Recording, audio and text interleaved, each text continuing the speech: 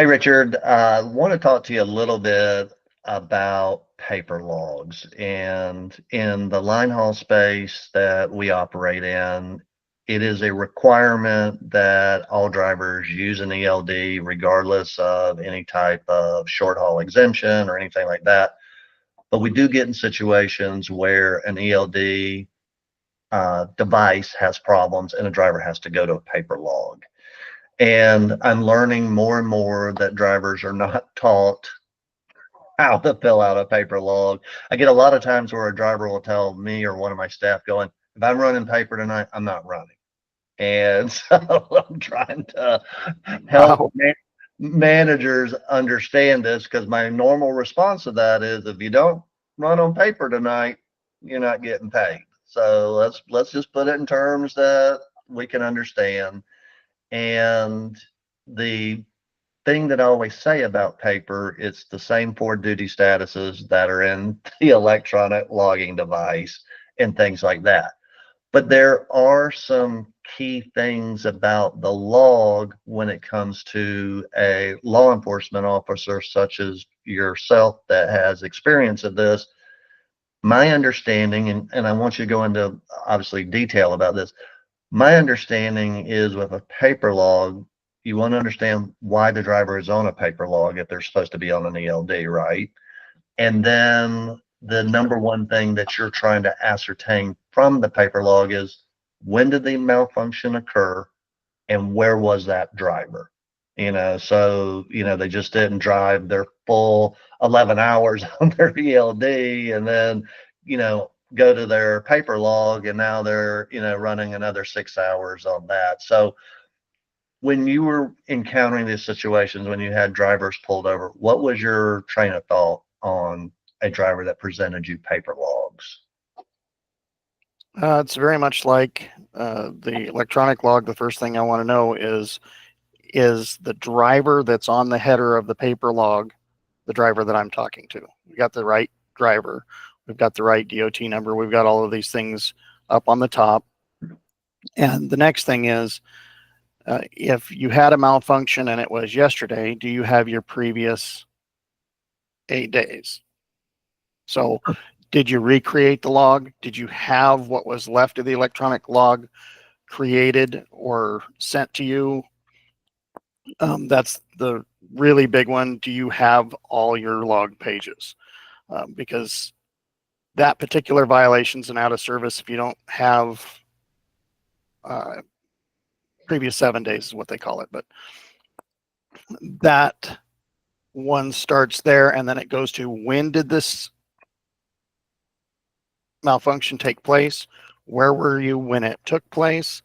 And did you notate it on the log? And if it's not notated on the log, that by itself is a violation. Okay. So it So needs to be there on the bottom in the notes on the paper log. on the paper log, let's say it happened yesterday at noon. So there should be a line on the log for yesterday at noon that says ELD malfunction, correct? Correct. City, state, Yep. city and state where it occurred. I've Or a also, milepost. or milepost. And I've also heard that it's helpful to write in the odometer reading at that time. Maybe it's not required. I'll give you a situation I had. I had a driver that was driving on Interstate 10 out of Florida over to through Mobile, Alabama, all on Interstate 10.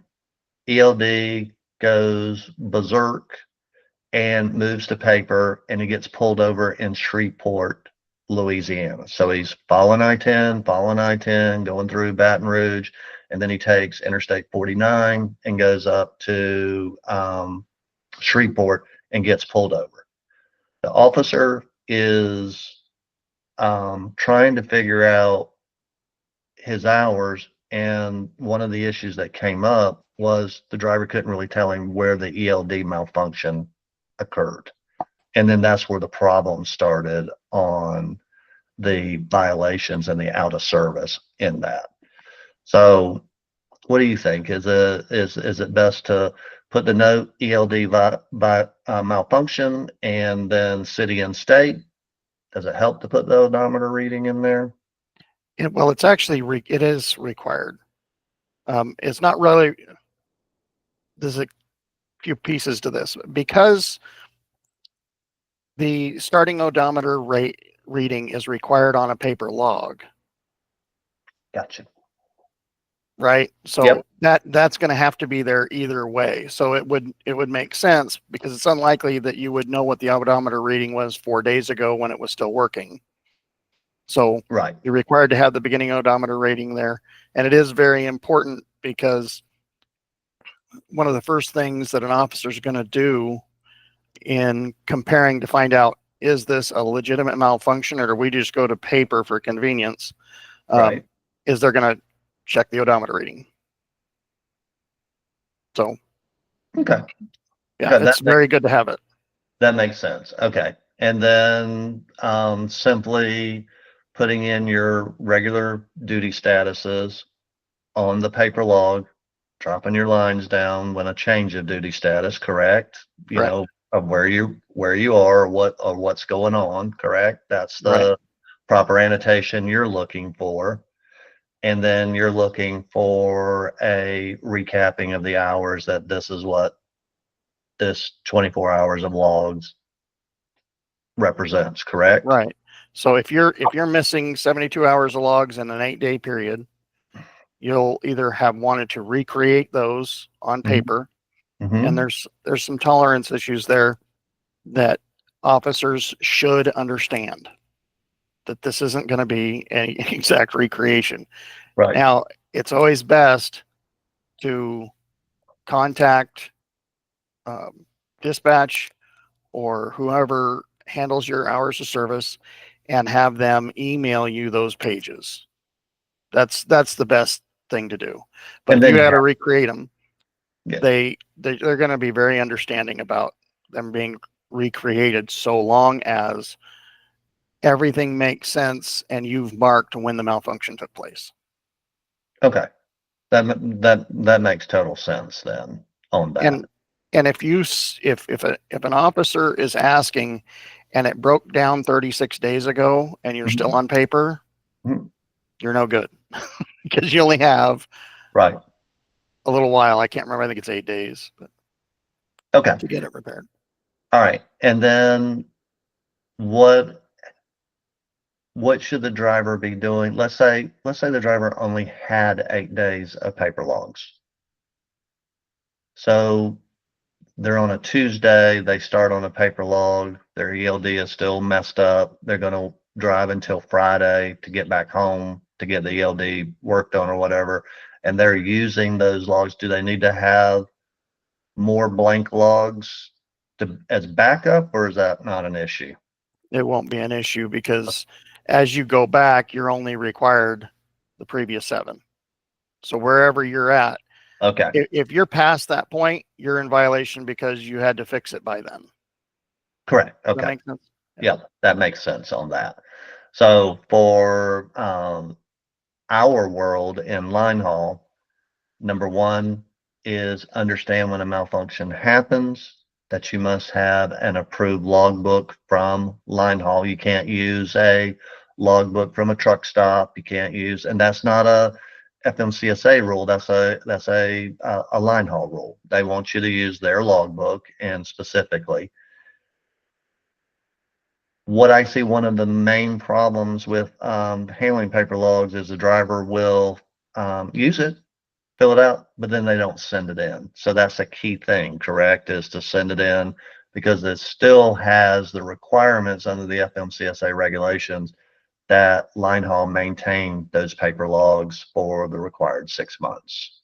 Correct. Correct. So if there's actually a violation for that, and I don't remember how many days it is, I think it's you can't have more than 14 days in your possession. Okay. Now, unless it's a copy. If you've got 14 days of copies and originals in your possession, which doesn't work anymore because of the ELD, unless you're exempt, you have a problem. They have to be sent in. Yeah. At least a copy. Yeah. Okay.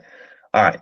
And so let's just recap for the managers. Managers must have an approved line haul logbook with at least 8 days of logs. They have these big white books. Put a whole book in your truck, in the truck binder, and you won't have a problem. So that's number one. Number two, teach your drivers how to do paper logs and how to do this. It's not a hard concept. We have talked in this discussion that the most important thing is to identify when an ELD malfunction occurs and that you properly document on when and where that malfunction occurred to make it easy for an officer to just determine what's going on. And then finally, making sure that those logs are turned in. And I also discussed in this course on where to send those logs. There is a specific email to send those, and I will supply that to you. But I wanted you to hear it from an officer to say, this is what they're looking for, and that this is what your drivers must have in their vehicle and must know how to do it. So I would add one more thing is that it's important to let a driver know that it's not a panic. There's nothing happening. It's not out of the ordinary.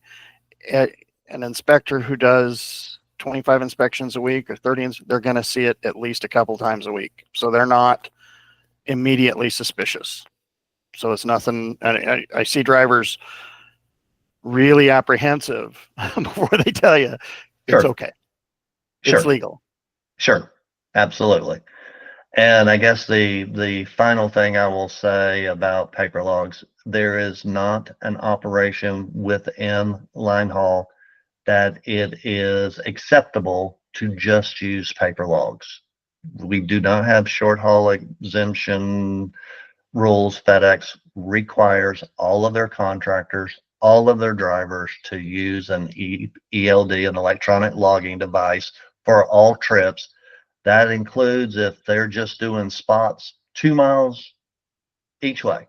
You must use an electronic logging device. It is not acceptable to use paper logs as your day-to-day operation. So I Well, I appreciate just it. learned that. I Yeah. had never heard that before. Yes, yes. So that's true. It's just as even though the 150 air mile exemption and short haul and all that, it does not apply to this operation. You cannot just use paper logs at all. So there you go. All right, I appreciate it. That really helps with understanding what is going on with paper logs for sure, especially from enforcement. Sure thing. All right.